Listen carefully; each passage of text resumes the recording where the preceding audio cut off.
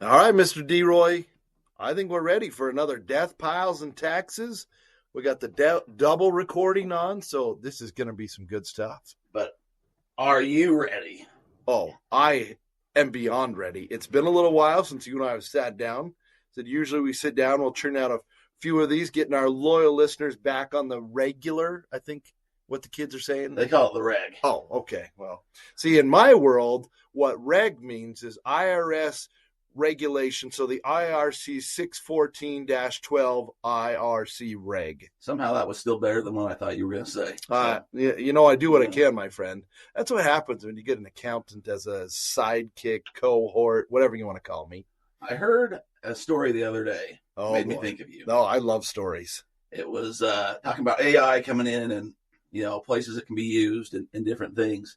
Apparently, your profession of accounting is very in demand, but there's not a whole lot of people trying to hire people. It's really tough to find good work these days, apparently. True. So there's talk, there's rumors, there's everything about people trying to possibly train AI to do a lot of the basic accounting things so people can run their firms and do some of the other things. And I thought, man, if that's not just up Adam's alley, then I don't know what is. Like all things, there's, modifications, there's segments. But let me just ask you this, Dr. Dizzle. When you have a problem with eBay, and let's say it's kind of an advanced problem, what works great for you? A little automated thing with the online chat, or actually talking to a real human being in Los Estados Unidos de America? If it is in America, yeah, I got you there. Because I, believe it or don't, I had an issue with eBay it might have been a week or so ago. You had an issue with eBay, or they had an issue with you? No, I have an issue with them. They've never had issues with They are thankful for me. They praise me. When I do get a hold of somebody, they say, man, you've been a member for like 20 years. Thank you for your love. Boy, we are so glad to have you on our team. No, I don't want to derail real quick, but they had us in studio. Like, they had us when they had the large eBay here in Utah. Like, DeRoy was a regular there. You were on their podcast, which is no longer up and rolling. I think old Griff retired. But, oh man! I mean, yeah, we've done some things with eBay. We've done some business with them. A little business. So, had a seller have an issue.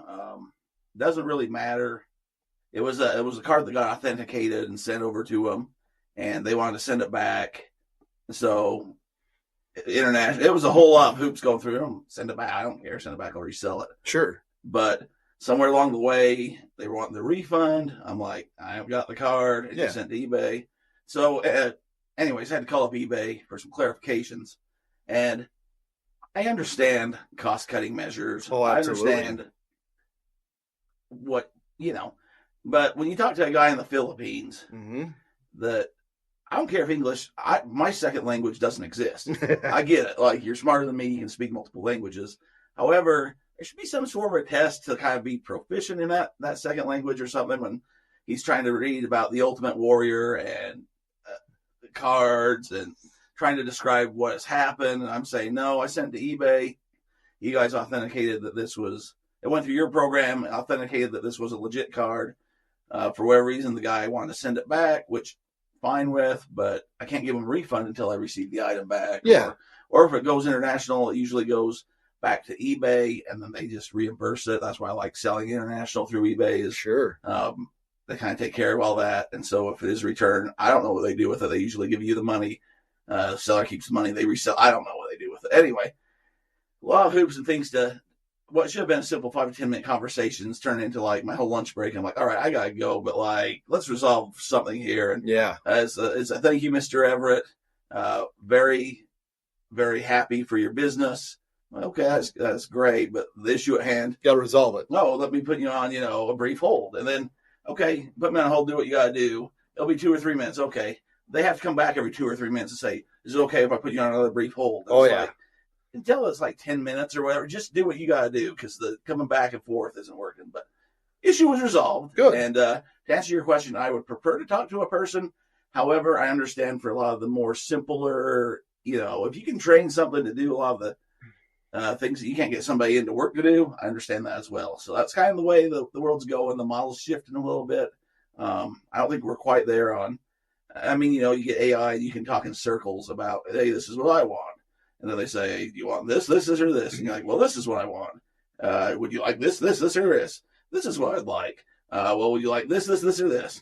And, you can do that all day long. So, yeah. That's just kind of where it's moving. I totally agree with you. Like I said, usually what happens is 90% of the problem are caused by the same 10% of people.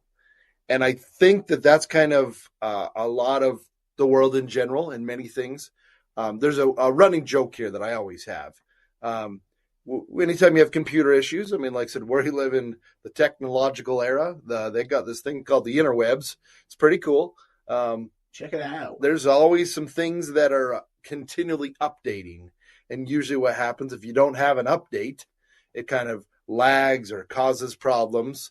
So usually the first thing we tell everyone is, have you tried to reboot your computer? Yeah. Have you unplugged and plugged her back in? Have you unplugged computer? Leave out for 30 seconds. Like that's the whole aspect of it. That's what they're hiring, is saying, well, we have all of these phone calls from lots of individuals. Let's start at basic 1, 2, and 3. And a lot of those problems, and that's the hard part, is I wish, and they'll never do it. Actually, eBay could just say, like, listen, I'm an advanced seller. I ain't calling you unless it's a real problem. Like this is not something. Yeah, there's certain steps that, okay, yes. You did this, and this, right? Yes. Yeah. Do you mind humoring me just doing it again real fast? Exactly. Okay. Issue still there. All right. Let's. Yes. Yeah. Like you know what? I tell the same thing with the IRS, mostly with Intuit, who I use all the time. I've really been advocating to say, like, listen, I do a lot of business with you. I promise you, I am not calling you to reboot my computer. Like, it's a real issue that I can't resolve on myself, because otherwise I would have, because if I just called your number, I'm wasting time. And unlike you, my time is money, and I'm not going to waste it on an unnecessary phone call. If I could reboot my computer and it would push through cells and things like that, I'd be doing it all day long. If that's the hack, I mean. Well, have you tried listing more items? There you go. Huh? That's a good. See, that copyright that patent pending. Okay, that's a good. Yes. That should be welcome to eBay customer service. Yes. Have you tried listing more items? Well, at eBay, the T-shirt. That's why I said we can't copyright. Don't pending. Don't shake on the T-shirt. I think I got some things we got to work on off air. Great mark. Because I totally get it, and I understand. And again, going full circle into where this conversation started, is the world is changing, and if you're not adapting, then you're going to fall behind. And irregardless if that's in the business sense, and that's what we're talking a lot about on this, whether it's your full-time gig or it's something you're trying to get into, man, there are a lot of ways to make money on the internet right now. And again, you have to realize, like, it might be this way right now in 2025, but come December of 2025, it could be totally different. There's people online, like, we live in an uncertain world. Like, I think it's going to level out at some point, but the talk of tariffs, even the things that are happening, are real. And if you were, a drop shipper where you're getting stuff of Alibaba for, $3 and then reselling for, $19, but now your $3 has gone to $7.50 and you don't know when you're going to get it. And that squeezes your margins because you're not getting the full $20. I mean, people don't realize that just because it sells for X dollar, that is not what any of these sellers get. There are fees, which there should be, whether the stigma of Feebay is real. The reality is you're using their platform that gets to millions of users that you're not going to get on Main Street Payson, Utah, that you're not going to get on KSL. So they deserve a piece of their pie. You can get on buymycrap.com that you own and try to sell yourself. I'm going to show eBay. I mean, there's plenty of companies that came in with that idea, like Bonanza. Adam, how often do you shop on Bonanza? I used to a lot. I'm just kidding. True Gather? No, but I do remember buying college textbooks on half.com. Which is probably owned by eBay. Yeah. So, I mean, there's Amazon. There's different platforms, but their fees are even more. So, if you want to do business with them, I mean, I'm all for it. If you can come up with a website where sellers pay less fees and get more eyeballs, Yeah, I'm all about it, but you're not going to want to do that for free. And like I said, and even with, you're talking about Feebay, like, oh, I sold it for $20, I should have got it. Well, no, because everyone uses a credit card, and everyone who uses there's a credit card processing fee. I mean, even if you have your own platform, your own website, guess what? You're paying fees to have that service. Yeah, I think people kind of figure that out the more they get into it, the more they go. Like, obviously, you want to minimize those fees and make your profit as large as you can. Yeah. But also, it's like if you were to be on Main Street, you're paying electricity, you're probably have an alarm system, you have different utilities, you have employees, you have then you have potential theft, and you have to counter all that into things. So it's never just 100% profit. And I mean, it'd be great, but that's just not how things work. That's not how it works. Not how it works. So I'll probably do it. We'll keep going because we're going to do a couple today that'll show up over the next week. But I got some news for you, my friend. I always like news. I have some questions for you. Okay, so we've got it. We got about, you shoot me some questions because I got 2 probably stellar episodes coming up. Well, here's the thing. I went out to dinner. It's been a little while ago. Okay. And when I was out to dinner, we ran into some people. One of the people I was at dinner with said, I can't wait to hear about this on the podcast here in about 6 months. Oh, yes. And I said, well, you're 100% right, because by the time you and Adam talk, and then, a few episodes down. Oh, this is going to be good. I can already feel it. I went to an establishment. We were going to a concert over at the Cubby Center in Provo. All right. And sat down, and your brother-in-law. Oh, boy. Came up and talked to me. All right. I'm like, how are you doing? And he's like, good. And I said, you living around? Are you still in the area? And he's like, no, we live in Seattle.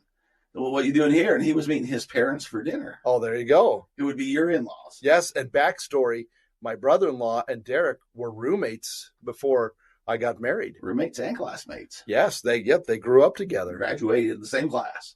In high school. Yeah. We go back to middle school. Yeah, going back to what was 5th grade, 6th grade there? 6th grade. Yeah. There you go. When I first met. Several years ago. Several years. So, anyways, your father-in-law, and I don't know how to word this quite right, but I like to have a pretty good relationship with him. Because your father and my father-in-law were classmates. I mean, they're back a few more years. They're going back, I mean, probably 60 years. We got some more generational, stuff here. So, yeah. So we're talking, and I like to tease a little bit. You're a razzer. You are a razzer. There's a rumor, an innuendo that I came up with somewhere. I don't know where it came from. Oh, boy. I guess I can be honest. They aren't listening. Nobody we're talking about. Oh, I don't know about that. They might get back to them, but they're not listening. They might go try to find this, but they're not. I had the assumption that certain family members of yours only ate at certain places and didn't like to leave certain geographical areas. I gotcha. Okay. So I said, I'm surprised you're eating outside of Juab County. Oh, yes. That's where that's where they come from. And he had the gall and the nerve to look at me and said, I eat outside of Juab County all the time. Yeah, slung it right back to you. I said, that's not what I've heard. That's not what I've heard. So anyway, it was nice. It's nice running into them, and seems like they're all doing well. They're all doing good. They're happy, and I'm not sure what was going on there. We had to kind of get going. It was right after Easter. Yeah. And so my dad waited for them to go. It was kind of a brick oven, but I think they were going to get a salad bar or something like that. So my dad waited for them to go. Then he went and put some Easter candies on your father-in-law's plate. Oh, boy. And said, happy the Easter bunny. I don't know. The Easter bunny. The Easter droppings. But, I mean, that sums up my dad and your father-in-law a little bit, whereas my dad would wait for him to go put Easter candy on his on his plate. On his plate. Yeah. And Jelly Bellies or whatever. Yeah, kind of like one of those things you would do when you're 14, like you kind of let them know that you're still there. Yeah, I don't know what. If I could convince them, and there's another guy over there, I would love for them to be the reality show of these 3 boys from Juab that have been there their entire life to go to New York City. I mean, your father, he spent some time there on an ecclesiastical vacation in the late 70s. That was back when New York City was little more sketchy. Oh, a lot more sketchy. Yeah, Times Square wasn't to get pictures with Elmo. No, you were not going in there to meet any kind of cowboy. Hookers and blow. Yeah, it was a lot of different stuff back then. But good, I'm glad you're at. And actually, we had a conversation. I know it's never an easy thing to bring up. We hope your dad's doing well. It's coming up with the anniversary of Derek's mom's passing. It's been a year, and hope you guys are doing okay with that. It sucks. That's the thing. Life just keeps chugging along no matter what. And, hopefully you guys were able to have a little celebration for that great woman in your life. Yeah, it's not good. Never easy, but no. Sometimes life's life, and there's not much you can do about it. So I'm surprised you didn't hit us with the year anniversary shaving like you were at the funeral. That would have been, maybe you could make that a little annual thing. You never know. You gotta keep watching. That'd be something to smile down on. So keep them wanting more, seeing what's coming next. So. No, there's always lots of good time stuff. It's springtime, like we're talking about. I know this is evergreen, and you'll probably hear this in December, 6 months from now. But for us right now, it's springtime. Man, it's a gorgeous time of year.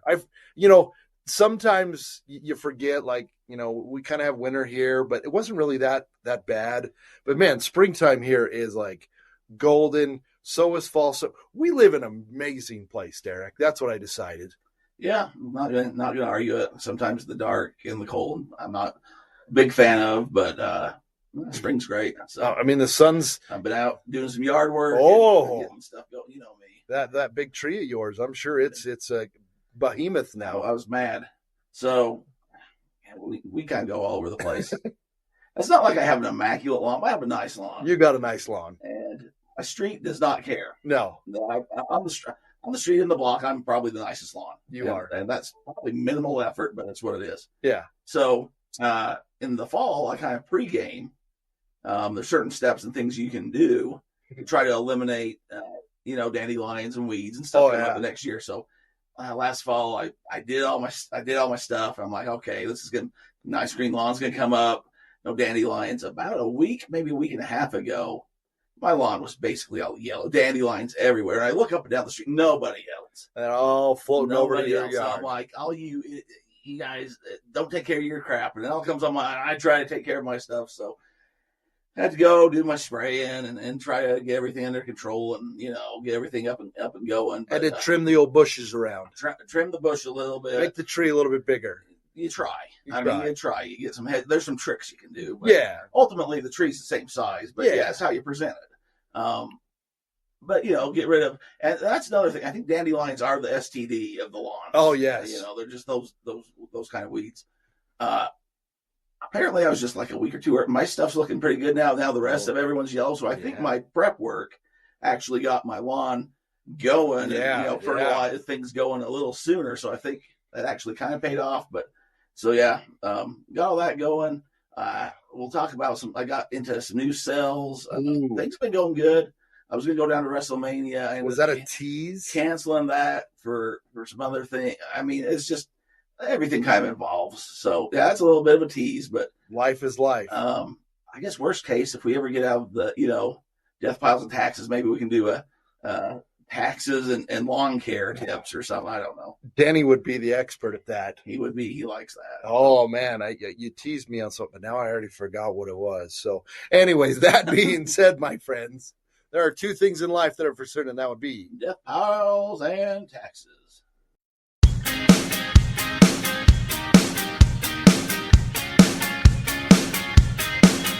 We're well within our rights to use this song. We're aware that preaching copyright is wrong. With lots of dedication, we've researched the legislation, and this music has no